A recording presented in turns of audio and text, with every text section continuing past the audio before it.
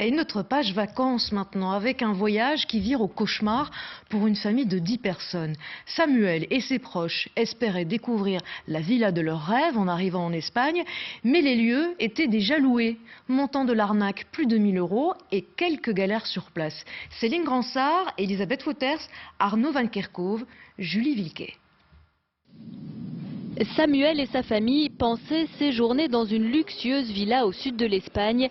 Après 27 heures de route, ils arrivent enfin et là, c'est la douche froide.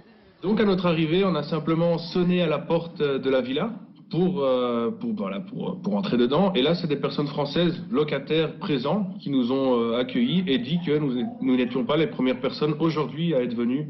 L'annonce est en fait une escroquerie. Toute la famille se retrouve à la rue avec 2 enfants.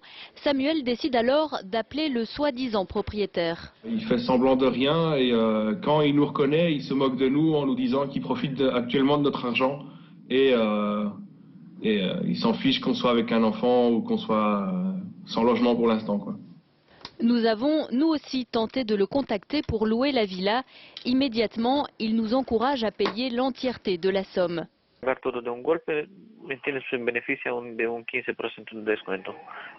Évasif, l'homme nous ment sur son identité. Tu nombre también que puede servir. Alfredo, vale.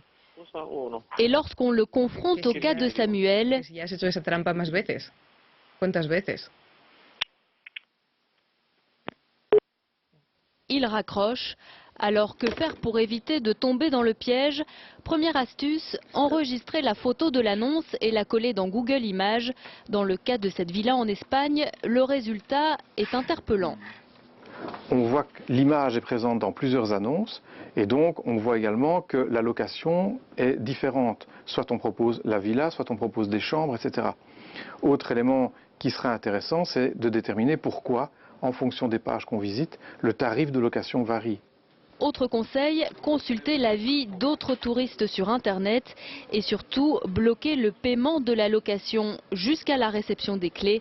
Si toutefois une telle mésaventure devait vous arriver, pensez d'abord à avertir les autorités locales de votre lieu de vacances.